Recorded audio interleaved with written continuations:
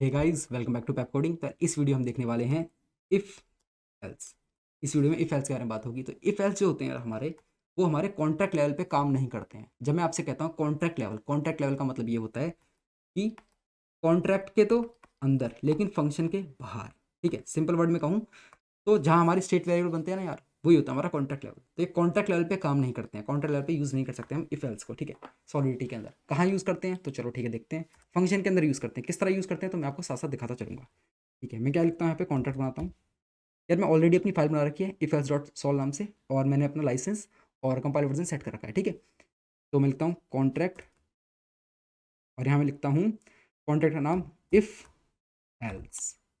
ठीक है जी, और इसे क्लोज करते हैं, क्लोज कर दिया। ठीक है, क्योंकि मैं इसमें स्टेट वेरिएबल का कोई यूज़ करूँगा ही नहीं। ठीक है, मैं कुछ काम ही नहीं कर रहा, स्टेट वेरिएबल से कुछ यूज़ ही नहीं कर रहा। आपको इफ एल्स पढ़ाना है, बिना स्टेट वेरिएबल के ही हो जाएगा काम। मुझे स्टेट वेरिएबल को यूज़ नहीं है उसमें, इसलिए मैं बना नहीं रहा इसे। और इसीलिए कंस्ट्रक्टर नहीं बना रहा, कंस्ट्रक्टर का भी कुछ काम नहीं मेरे पास। और अगर कंस्ट्रक्टर नहीं बनाते तो ऑलरेडी कंस्ट्रक्टर खुद ही बन जाता है। ठीक है, ये मैंने आपको बता दिया था, रिमिक्स आईडी खुद ही कंस्ट्रक्टर बना देती है, तो हमें लोड लेने की ज़रूरत है नहीं। चलिए, यहाँ क्या होगा, सबसे पहले क्या होगा, फंक्शन। फंक्शन का कुछ भी नाम मैं लिख देता हूँ फन। ठीक है, और मेरा फंक्शन काम क्या करेगा, पहले काम बता देता हूँ, फिर फंक्शन बनाऊंगा तो मैं चीज़ें समझ आनी शुरू हो जाएंगी कि मैं क्या कर रहा हूँ, किस लिए लिख रहा हूँ ये चीज़ों को, वरना कन्फ्यूज़ रहोगे। मैं क्या कर रहा हूँ, ये एक मेरा फंक्शन है कि ये मेरे से एक इनपुट ले, ये इनपुट ले। ठीक है, और इनपुट को चेक करे क्या ये इनपुट 100 से बड़ा है, 100 से छोटा है, या 100 के बराबर है। ठीक है, मेरे को रिटर्न में क्या चाहिए, मेरे को रिटर्न में एक स्ट्रिंग चाहिए जो कि ये बता रही हो इज़ ग्रेटर, इज स्मॉलर और इज इक्वल। ठीक है, ये चीज़ लिखी हुई आ रही हो स्ट्रिंग में। ठीक है, इस तरह का मैं फंक्शन बनाना चाहता हूँ। तो चलो देखते हैं किस तरह इफ एल्स का यूज़ किया जाएगा। मैं यहाँ पे क्या लिखता हूँ, मैं लिखता हूँ फंक्शन और अनसाइन इंट और अंडरस्कोर एक्स। पब्लिक बना देते हैं, इसकी विजिबिलिटी पब्लिक कर देते हैं। ठीक है, ताकि कॉल कर सकें इसे, और प्योर कर देते हैं क्योंकि स्टेट वेरिएबल से कोई छेड़खानी नहीं हो रही है, ना ही हम कोई ग्लोबल वेरिएबल यूज़ कर रहे हैं। ठीक है, ओके, और रिटर्न क्या करना है हमें, रिटर्न करना है हमें स्ट्रिंग। ठीक है, स्ट्रिंग, और मेमोरी कीवर्ड का यूज़ करना पड़ेगा क्योंकि अगर हम कॉन्टैक्ट लेवल के अलावा कहीं स्ट्रिंग को यूज़ करते हैं तो हमें मेमोरी कीवर्ड का यूज़ करना पड़ता है। ठीक है, चलो जी आगे बढ़ते हैं। मैंने कहा था कि मेरे को एक स्ट्रिंग चाहिए जो कि क्या मतलब, मेरे को एक स्ट्रिंग रिटर्न में चाहिए, मेरे को एक स्ट्रिंग रिटर्न में चाहिए, तो स्ट्रिंग बनानी पड़ेगी उसके पहले।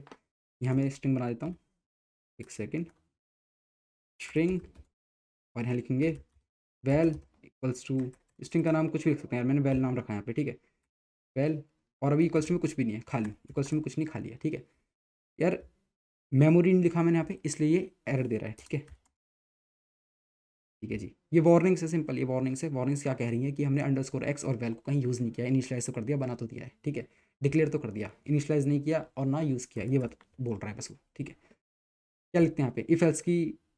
अब देखते हैं कैसे इस तरह यूज़ करेंगे इफ एल्स। ठीक है, तो यार तीन चार चीज़ें होती हैं इसके अंदर, देखना। ओके, ये रंग पेन, इफ एल्स, इफ और एल्स, इसको ना सेंटर में लिखता हूँ, तो सेंटर में लिखता हूँ। सबसे पहले इसको थोड़ा ऊपर कर देता हूँ। ठीक है, यहाँ चीज़ समझा देता हूँ। पहले होता है इफ़, फिर होता है एल्स, इफ़, लास्ट में होता है एल्स। तो सबसे पहले इफ़ ही आएगा यार, जब भी कंडीशन हम चेक करें तो हमेशा सबसे पहले इफ़ ही आएगा, उसके बाद आता है एल्स इफ, और उसके बाद आता है एल्स। ठीक है, अगर मेरा कोई एल्स इफ नहीं है तो डायरेक्ट एल्स आ सकता है। ठीक है, यानी मैं ऐसे लिख सकता हूँ, पहली कोई कंडीशन इफ़ में है, अगली कंडीशन सीधा एल्स में, ऐसे लिख सकता हूँ मैं। ठीक है, और ऐसे भी लिख सकता हूँ मैं कि पहली कंडीशन मेरी इफ़ में है, कोई इफ़ में कंडीशन चेक हो रही है, अगली कंडीशन मेरी एल्स इफ में चेक हो रही है, फिर एल्स इफ में चेक हो रही है, और होती जा रही है एल्स इफ बहुत सारे, और लास्ट में एक एल्स है। ठीक है, ऐसे कर सकता हूँ। और क्या कर सकता हूँ, ऐसे भी कर सकता हूँ कि मैं एल्स ही ना लगाऊँ, एल्स ही यूज़ ना करूँ, एल्स लास्ट में यूज़ ही ना करूँ। इफ़ और एल्स इफ ही एक साथ काम कर लेते हैं आराम से, आराम से। ठीक है, और क्या कर सकता हूँ, और मैं ये कर सकता हूँ कि सिर्फ इफ़ भी यूज़ कर सकता हूँ, अकेला अकेला इफ़ भी यूज़ कर सकता हूँ। ठीक है, ये सारी तीन चार बातें बताई हैं, ये उनके लिए बताई हैं जो यार पहली बार कोई प्रोग्रामिंग लैंग्वेज छू रहे हैं। ठीक है यार, जिसने भी इससे पहले जावा स्क्रिप्ट, सी प्लस प्लस, जावा, ठीक है, या सी, इन सब में से कोई भी लैंग्वेज छुई हो, जानता है इफ एल्स का यूज़ किस तरह होता है। ठीक है, चलिए, तो ये किसके लिए इन्फॉर्मेशन थी, ये उनके लिए थी जिनकी पहली प्रोग्रामिंग लैंग्वेज ही सॉलिडिटी है। ठीक है, ओके, मैं लिखता हूँ इफ़, मैं चेक करूँगा कि underscore x is greater than 100 है। ठीक है, अगर है तो वैल्यू सेट कर दो ग्रेटर देन 100। ओके, और सेमी कॉलम। ठीक है, या फिर एल्स इफ अगर अंडरस्कोर एक्स छोटा है 100 से, तो उस समय क्या करो, वैल्यू को सेट कर दो स्मॉलर देन 100 10, ठीक है, स्मॉलर देन 100। और लास्ट में क्या होगा, एल्स। एल्स में क्या आएगा, एल्स में यार ये नहीं आता, एल्स में कोई कंडीशन नहीं होती, एल्स होती है सबसे लास्ट में। एल्स में हमें कोई कंडीशन देने की ज़रूरत नहीं होती है। अगर मैं एल्स में कोई कंडीशन दूँ ना तो एरर दिखाएगा, ठीक है, यहाँ पे कुछ भी लिख दूँ ना मैं तो एल्स में दिक्कत दिखाएगा। एल्स चलता ही तब है जब ऊपर के सारे इफ़ और एल्स इफ सब फेल हो जाते हैं, मतलब फेल हो जाते हैं इन द सेंस कि उसमें कोई कंडीशन में फॉल नहीं कर रहा होता, तब लास्ट में एल्स चलता है, ठीक है। चलिए, और ये चलते किस तरह है, अगर अगर जी एफ में काम बन गया, एफ में चेक कर लिया कि मेरा नंबर बड़ा था छोटा था, मेरा नंबर है जैसे 30, ठीक है, तो 30 क्या 100 से छोटा है, तो यहीं कहीं काम हो जाएगा, काम खत्म। बाकी के एल्स इफ और एल्स नहीं चलेंगे, ठीक है, नहीं चलेंगे। अगर मेरे इफ में काम मैंने चेक किया कि इफ में कंडीशन चेक करी वो फॉल्स हो गई, इफ की कंडीशन फॉल्स होगी चेक करती, ठीक है, फिर चलता है एल्स इफ, फिर सारे एल्स इफ और एल्स चलेंगे, ठीक है। मैंने चेक किया किसी ना किसी एल्स इफ में फंस गया तो एल्स में नहीं जाएगा, ठीक है, ये इस तरह काम करते हैं एल्स इफ, ठीक है। तो जो जिसमें भी कंडीशन में सेट हो चुका है ना, जो भी कंडीशन हमको ट्रू दे देती है उसके बाद बाकी की कंडीशन काम नहीं करती, उसके बाकी सारी कंडीशन स्किप हो जाती है, सीधे स्किप हो जाती है, बस इतना समझिए, ठीक है। तो यार जो ऑलरेडी प्रोग्रामिंग जानते हैं यार वो ऐसे बोर मत होइए, मैं बस इतनी सी बात बतानी थी उनके लिए जो पहली बार प्रोग्रामिंग लैंग्वेज कर रहे हैं, ठीक है।